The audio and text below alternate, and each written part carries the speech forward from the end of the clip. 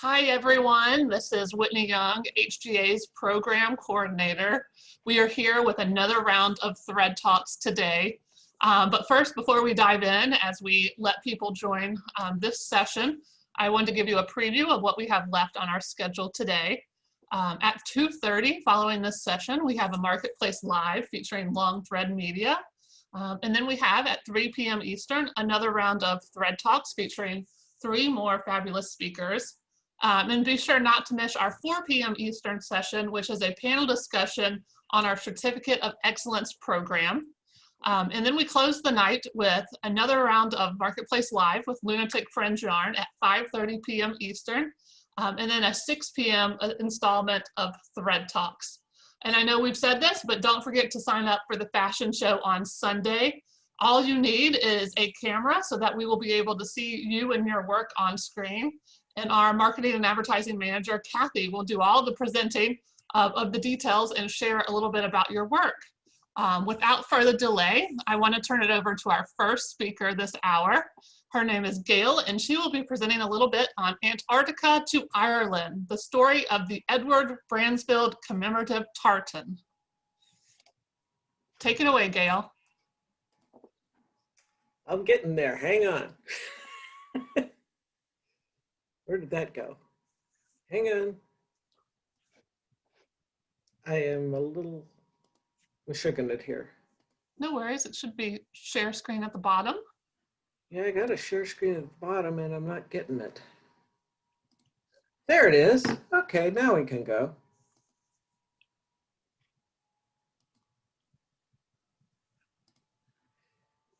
Let's see, we're still seeing you. I don't know if you've shared your screen yet. There it is. It's on my screen. Is it on yours? No, we are not seeing it on our end. Okay, hang on. Maybe if you try share screening again, it will work. Okay, it's waiting for PowerPoint. I'm trying to get back there.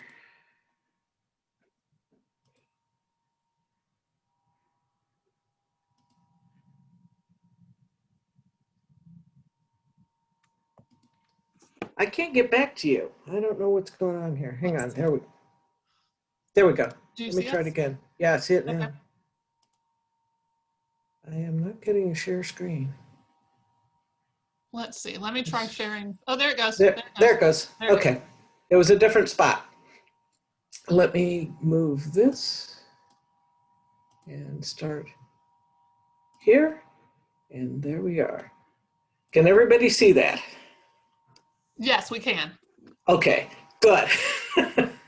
Sorry about that. I am new to Zoom. Just as when I started this little journey of mine, I was new to weaving. Basically, I'd only been at it for about 4 years, and I got the chance, a lucky chance, to go to Antarctica. And to say the least, it changed my life. What you're seeing on your screen right now is down at the bottom left, a mountain called Mount Olivia that is in Ushuaia, Argentina, also called the end of the world. That is outside our hotel room. I thought I'd never seen anything so beautiful in all of my life. The tree that you see is what I call a goddess tree. It was in the forest behind it. I'm starting to notice as a photographer some of the colors and the different textures that were going on. But the next day we boarded that little boat there with the red stuff on it. That's the Island Sky. And we crossed the Drake Passage. If you haven't ever done that, it's an e-ticket. It was interesting. The next morning, I opened up my eyes to see that. Just vast, white, incredible ice, incredible oceans. And it took my breath away, and it took everybody's breath away. There were about 100 people on this trip, and every one of us ran out of words to describe it the first day. It was stark, it was beautiful, and it was incredibly full of history. And that was one of the things that really got me going on it. So as a photographer, as I'm taking pictures, one of the things I'm noticing is the colors that are around me, because they were so stark, so vibrant. Uh, the colony, or the continent, I should say, had some amazing stuff. I don't know if these pictures do it justice, but the icebergs there are a blue that you cannot see anyplace else, and that includes Arctic icebergs.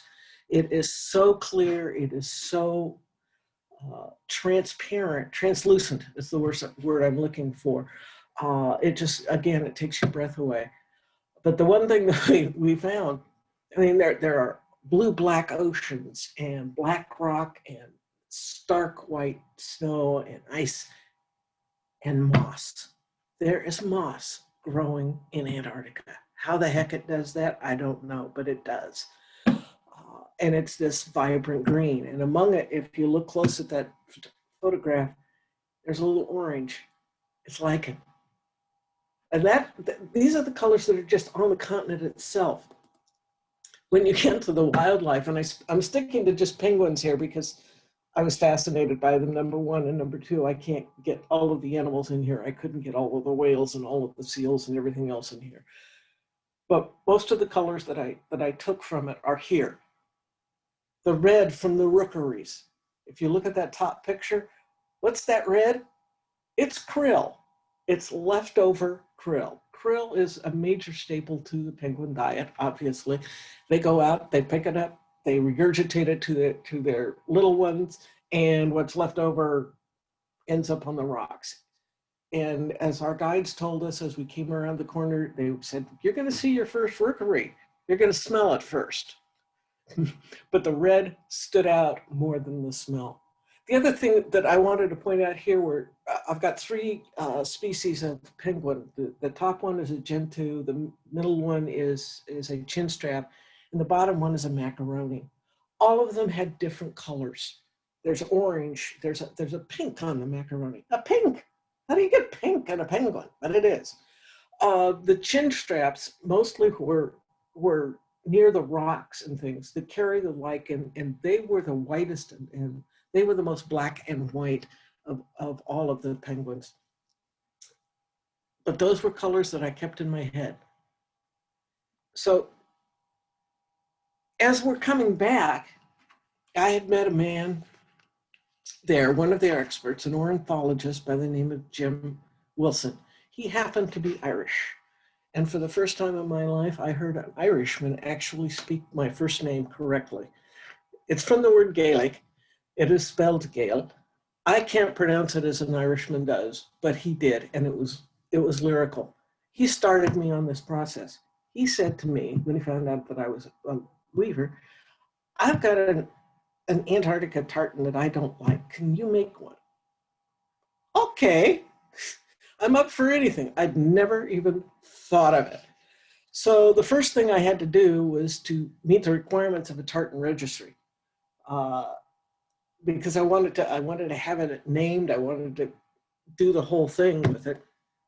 And so I had to learn the rules. First of all, you're supposed to use tartan wool, which is 22 wool. It's very fine, it's very sticky. And I'd never worked with anything like that before. So it took me a while to find it, but I did find it. It's at a place called Camilla Farms in Ontario, Canada, that I found it. And I still buy from there, by the way. And then I found out that I'm limited in the number of colors. I'm actually only supposed to use 6 as a maximum. You're kind of limited in the ends per inch. If you do it on a machine, if you do it as a machine process, it's supposed to be 40 EPI. I tried to do that on a hand loom as best I could. I set it at 40 EPI, and I tried my darndest to beat it at 40 EPI. I was getting awful close, and I'm getting closer as we go. That was part of the process. But the colors themselves were really interesting. Like when I was looking for the orange, they have specific colors at the registry that you can use. Pumpkin isn't one of them. So you have to be kind of careful about how you pick your colors. And as I played with it, as I played with putting the colors together, deciding what colors I was going to use on my computer, I was sending the computer model that I had back and forth to Jim, and he was telling me whether he liked it or he didn't like it. He didn't know much about colors, but he knew what he liked. And that was a great way, number one, to stay in touch with someone from my trip and to find out how it looked to other people other than myself. It just happened that he happened to be the chairman of the Remembering Edward Bransfield Committee. I had no idea who Edward Bransfield was. But this was Jim on our trip talking about Edward Bransfield.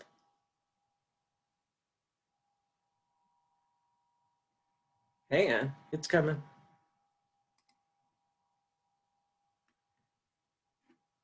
Oh no, I don't have any sound. Oh dear. Okay. I had it this morning. Sorry about that. It will be on will be on Facebook. If you'd like to see Jim in that, I will post it on my Facebook page. I will send it to HGA to post on theirs with sound because obviously my sound isn't working right now. It was just a few minutes ago and now it isn't. Don't ask me. But because of him, we got it registered with the Scottish Registry of Tartans. This day, when I got this particular document in the mail, I thought I was going to fall over. I had been told when I first applied that it would take 4 to 5 months to get the pattern registered. And 4 days later, I got a notice from the judges that it was unique enough to make the registry. So I was a little excited. It truly was a unique pattern to them. And that almost blew my head off. But it takes a village to do it. So once we had it registered, once it needed to be done, I've been still taking lessons. And that woman in the middle, by the way, is Patricia Morton, my instructor at the time, and my friend Jan. We were learning how to put sticky yarn on a loom, keeping it straight and not letting the 22 wool twist. That's an amazing feat. At times we had 4 or 5 people trying to pull on it to get it on the loom so that it wouldn't twist. I've learned a few tricks since then, so it isn't quite as difficult, but the first one was a problem. But we had a great time. And there's the first one that I ever made. It came off the loom, and that went to Jim. I mailed that one to Jim as a thank you for all of his help. And the second one went to a woman by the name of Ingrid Nixon, who was a storyteller on the trip, one of the crew. And she had actually she had the third one because Jim wanted a second one and I thought he wanted it for his wife. He didn't, but we'll get to that later. But right after that first one was made, when I had a sample and I took it to my singing group, my fellow tenor, Warren Hamrick, wanted one. He was my first purchase, bless his heart. I didn't think it was going to go anywhere, and he wanted one, and all of a sudden people in the group wanted one, and I had to keep weaving. The tartan, it appears, loves to travel. This is the first one up at the top is Jim actually taking that first tartan and christening it in the Bransfield Strait in Antarctica. the following year. Next to him is Ingrid Nixon, who took hers down there as well and christened it. She christened it on the rocks of Mount Bransfield. And they have had a joyous time with this thing. They all love it. These were my collaborators. These were my friends. These are the people that kept me going among the ones that were on my travels. I'm hoping this one comes through. I hope you can hear this. I'm going to run it. It does have subtitles. This is Team South. It's an Irish sailing vessel for excursions in Antarctica. You can actually board this thing and go around Antarctica with them during the summer. But they took the Tartan, and this is what they did with it. They're in the Straits of Bransfield, by the way. I'm hoping that you can hear this. Nope, you can't, but go ahead.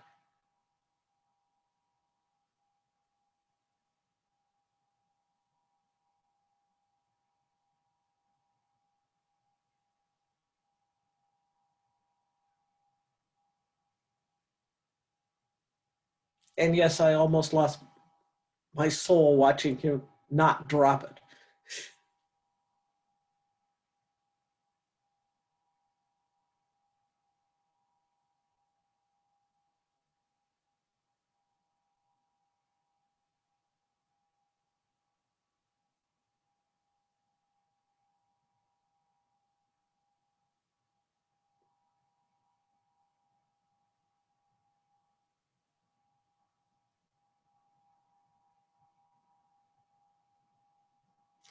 Again, another Irish connection.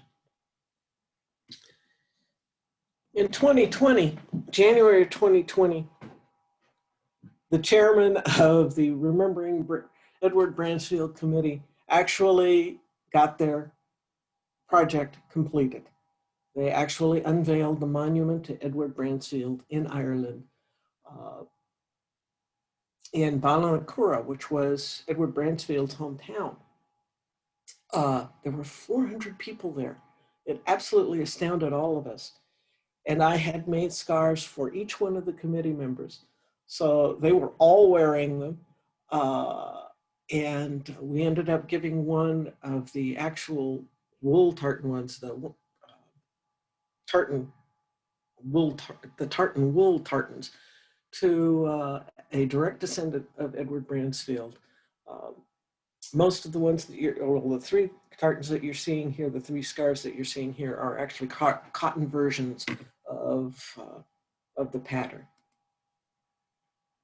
And then, while I was in Ireland, we might as well go up to where the people I'd been talking to about making this tartan in an Irish mill with Irish wool. And I met Philip Cushing, the master weaver and the owner of Cushiondale Woolen Mills. His family has owned Cushiondale Woolen Mills since the 1700s. The mill was built in the 1200s by the monks. And the name of the town is Craignamanagh.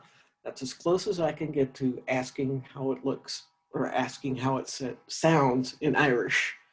One of those pictures is Philip, myself, and his son-in-law, Trevor, in one of the spinning rooms that they use.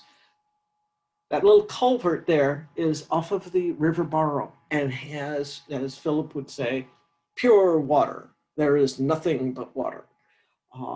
No mineral deposits, big signs that you can't deposit anything in there because it is used by the mills in Craignamanagh. Unfortunately, Cushiondale is the only one left. The other picture is myself and Philip and his daughter Miriam deciding how to dye it, because this was going to be lamb's wool. They dye their own out of those waters, which is why their dyes are so bright and so vibrant. It was an amazing day. These people took the time on a Sunday to open up their place of business where they usually are closed on Sunday, spent the entire day with Jim and I putting together colors, deciding what kind of set, how we wanted it to look, how we wanted the pattern to appear. It was an amazing, amazing day. And when we were done, they invited us to tea. And we went a couple of houses up and had tea along with their grandson, whose name happened to be Edward. It was an amazing day. And that is the production. It took us until May because COVID hit. If you can imagine, I came home on January 29th, and COVID had hit America in February. So I just made it back. I am fine, by the way, and I never caught it or anything like that, but it delayed production until May. In May, they sent me this, and it knocked me over. And the result is that particular scarf. It is absolutely amazing. Made for an Irishman who in 1820 was the first to see, chart the peninsula of Antarctica and the continent of Antarctica. And then he was unheralded and forgotten. He's buried in England. He never returned to his hometown of Belloncurra. But he led the way. He is the one who found it. And he is the one that I had to honor.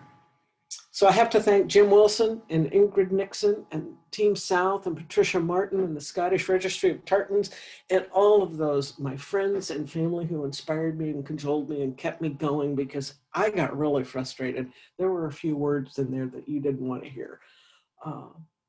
But because of all of them, I kept going, and Penguin Designs and the Edward Bransfield Commemorative Tartan exist.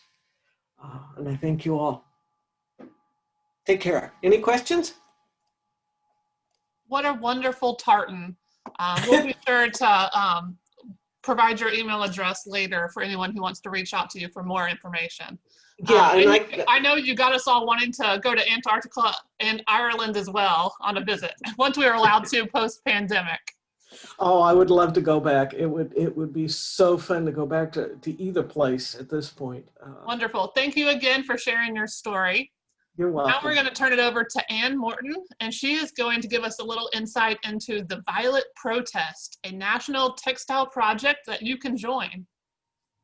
Take it away, Ann. Hi, everyone. It's great to see you.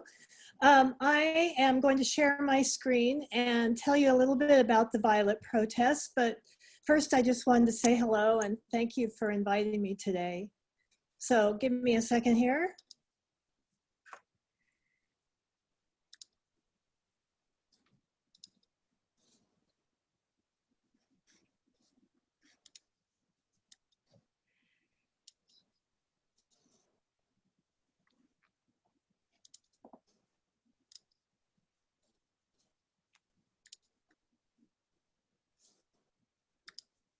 Okay, can everyone see that?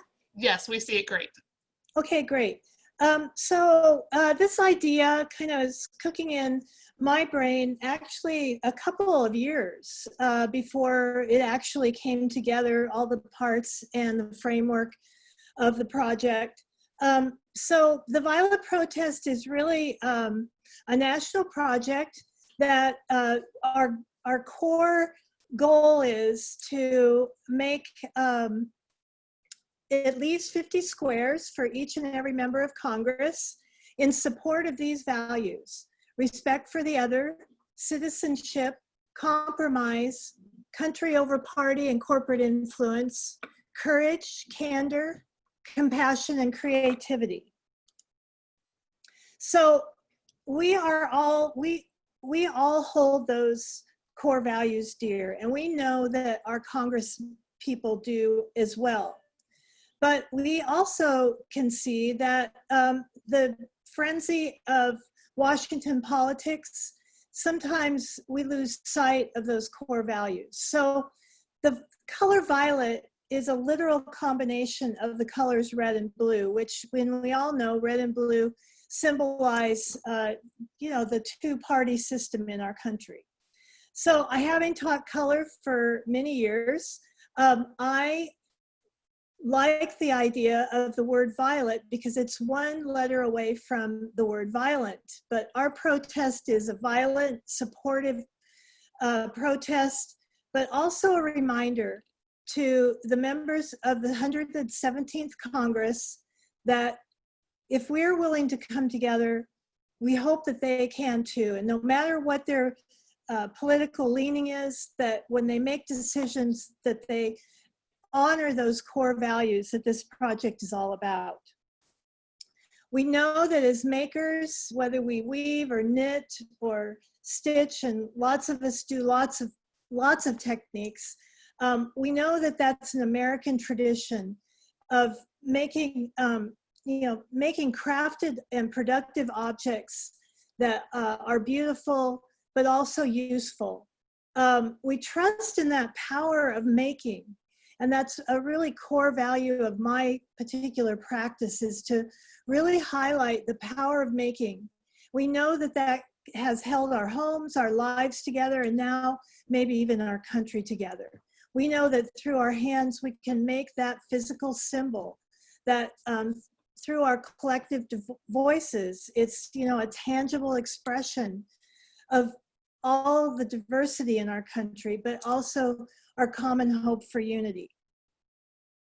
So this quote that I've got up here is from a maker, and when she sent in her weavings, I just thought that this was such a wonderful way of thinking about the metaphor of textiles, and particularly weaving, when we're thinking about these ideas of coming together.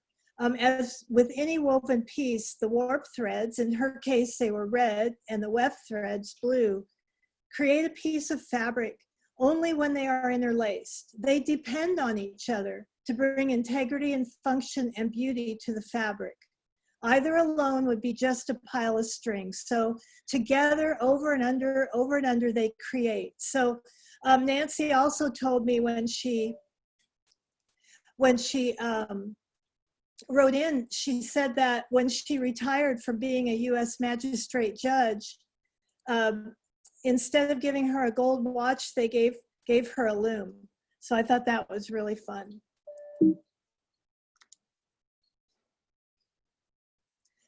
So I want to show you today some examples of the work that we're getting. So again, the call is to make 8 by 8 inch squares, to use equal amounts, or fairly equal, it's, it's flexible, but equal amounts of red and blue. And we know that the process of making textiles, whether we're weaving or knitting or stitching, is a meditative one. And so the idea is that those ideas of red and blue are coming together in our squares. We're thinking about those ideas and how they can work together. And I believe that energy will be imbued in all of these squares, and that energy will travel with those squares to Congress. So this presentation leans a little bit towards weaving, but I've got some other techniques in here. So I hope you enjoy some of these examples. This is by Mary Skoy. I loved kind of that embracing that happens at each intersection there of these threads. This is Tawny Clark from right here in Tempe, Arizona. She used a lot of industrial felt and made these wonderful, really rich textural pieces with stitching and fabrics, all different kinds.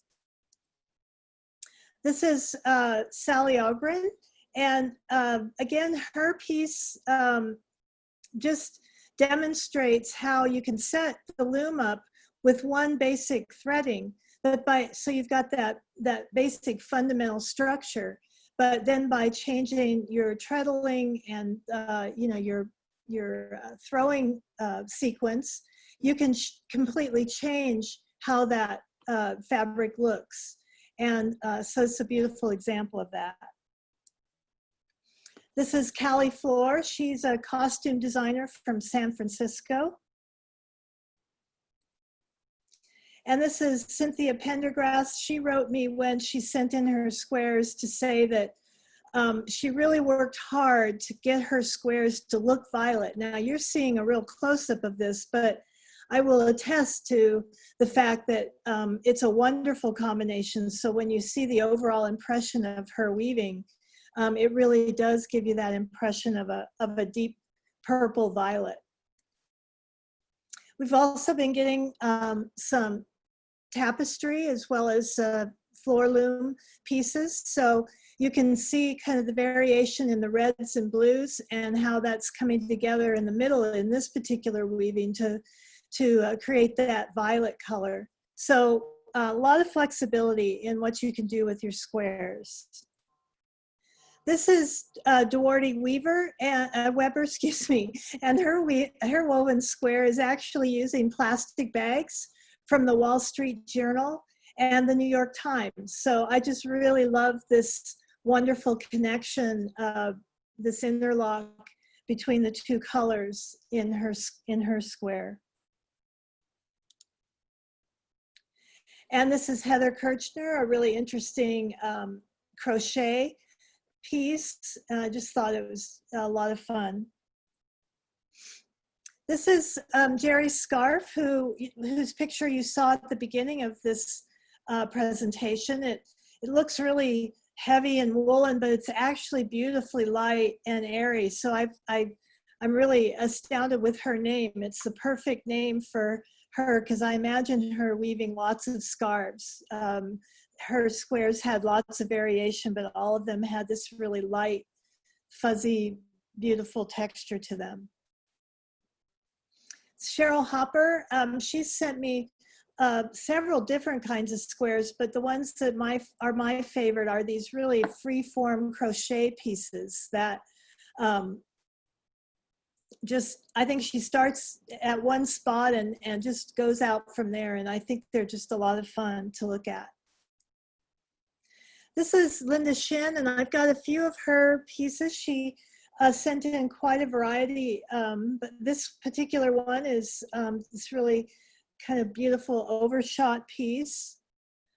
This is using raya knots, so she's used denim and plastic bags to create this really beefy texture in this particular square.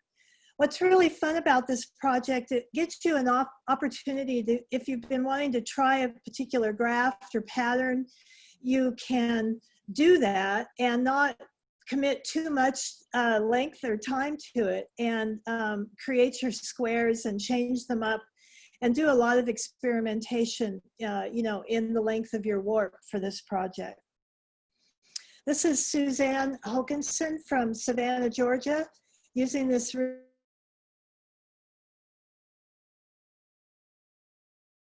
and again, using a lot of different techniques, some brocade to get the imagery that she is. And so again, a lot of variety in the depth of her squares.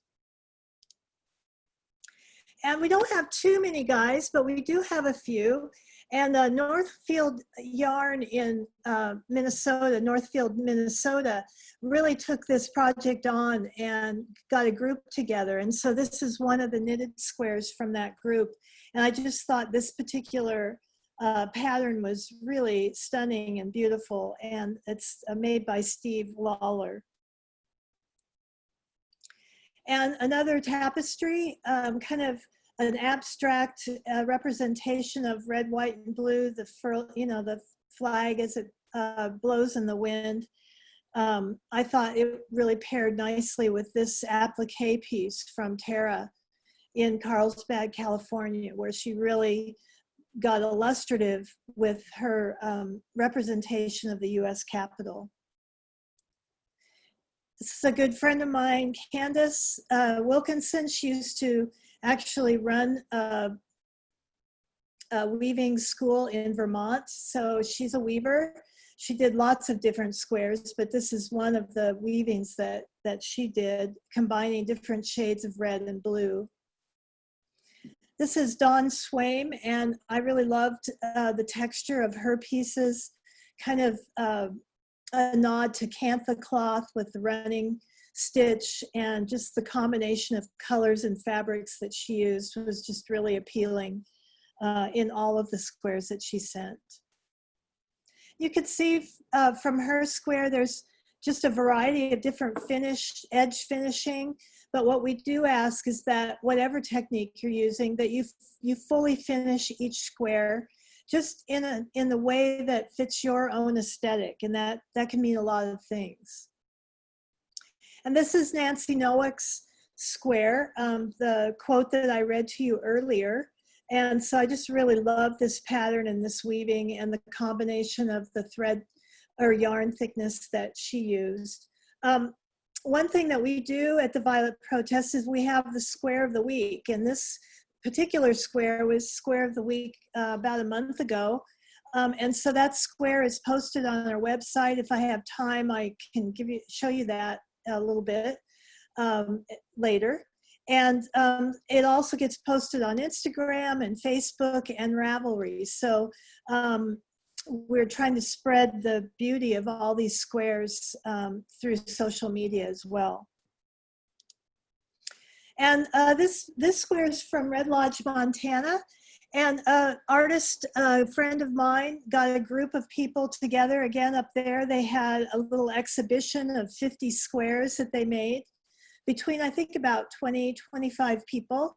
And so once their exhibition was over, then they sent the squares off to me. So this one's really fun, using buttons with cyanotype and some applique work and stitchery. Another wonderful weaving from Linda Hayes.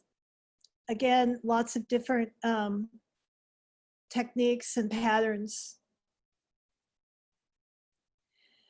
This is Frances Alford. This is obviously felt that she stitched together, and really wonderful square, very thick and textural. But she's also designed a whole line of red and blue fabrics and had them printed through spoon flower. So there's some samples that she made available to makers through Facebook. And so some other makers took advantage of using her fabric and adding stitching and painting and collage to her fabric designs. This is from right here in Phoenix, quilter here, and I thought this was really fun, help. So it's really a fun way to create some imagery on this square. And this is Tawny Clark again, who I showed a piece earlier, using this very thick felt and stitching to create this wonderful square. And, you know, being here in Arizona, we're very influenced by Navajo weaving. This is Sherry Munsum. She's with the Tellerania Guild here in Mesa. And so she's making a whole variety of squares that are reminiscent of Navajo rugs and weavings. I wanted to show this square because this little pot holder that's incorporated on this square is a vintage found object that just happens to work really well with our theme. So that crocheted pot holder is vintage and then just used as part of the collage of this particular really free-form square. This is Kitty Spangler from Pittsburgh, Pennsylvania, and weaving, a loose interpretation of weaving. She has made lots of different squares and just is not shy about experimenting and using all different kinds of techniques. And this one, I love the nubs coming out, that little blue poking out through the, in the weft, kind of poking out through the weaving, and it gives it a wonderful texture. This is Linda Shin again, this really beautiful double weave. So again, you can see how it just gives you an opportunity to really experiment and you know, try some different things in a limited amount of time and distance on your loom. This is Savannah Gordon, and she had a square of the week a few weeks ago that was the balance of justice image. And it just happened, I quarantine the packages when they come in for 2 weeks. And then every week on Saturday is my processing day. So all the squares that are due to be open that week, I open, and her square just happened to be there that day. And it was the week that we lost Ruth Bader Ginsburg. So all of her squares have this wonderful, whimsical, illustrative quality to them. But that particular square, it was just serendipitous that it showed up that particular week. This is Donna Connery. You saw this fabric coming off the loom in the slide that I showed earlier. And it's called Hand in Hand. And what was fun about Donna is she actually sent me the graph for this weaving. So she put a lot of meaning into what she made. And again, you can imagine from a distance that you get this kind of convergence of red and blue in her fabric. And this is another weaving that was square of the week just a couple weeks ago. And again, the idea that when in weaving, you can change up the pattern, but the red and the blue or the warp and the weft need to interlace and interact on a regular basis to, you know, maintain the integrity of the constitution of the cloth. And so that metaphor is really pertinent to the Violet Protest. So I just want to go over some deadlines with you and put the website and some of our other social media up. And I'm sure that HGA will also make this available on their Facebook. Our deadlines have changed a little bit. This came about because of an opportunity at the Phoenix Art Museum. Because of the pandemic, the exhibition was postponed till next year, but it actually works wonderfully for us because it gives us more time.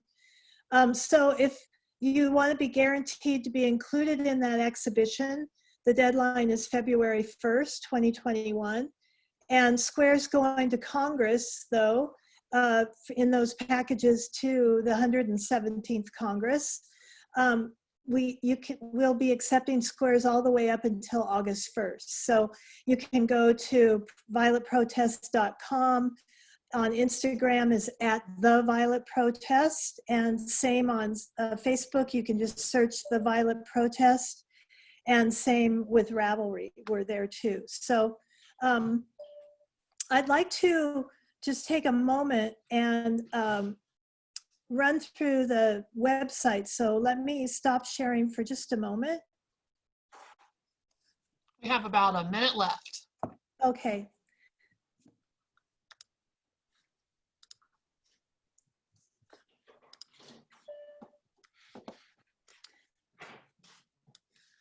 All right, this is a website, and one page that I really want to point out is the progress page. This is a way for us to mark our progress. You can see we're about halfway done. This is a heat map. It shows how many squares from each state. These are the squares of the week, but beyond that, you can click on any one of these stack numbers, and each maker that's contributed to that particular stack is listed.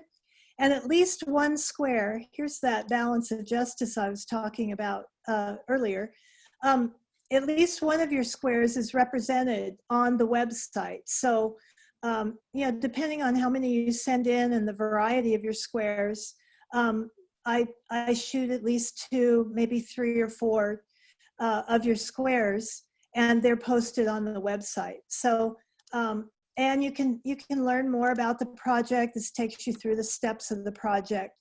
So that is about it. I'll stop sharing my screen so I can see you all again. And if there's any questions, I guess you can definitely email me. My email address is on the website. You can access me there. and probably through HTA as well. Yes, and we put your website and your Instagram links in the chat box, so grab that while you're here and pull up the website. Again, we want to thank Anne and Gail for joining us today and sharing their lovely presentations, and we appreciate you all so much for continuing to participate in our Spinning and Weaving Week events. Next up at 2:30 p.m. Eastern, we'll have a Marketplace Live with Long Thread Media. See you all there. Bye, everyone.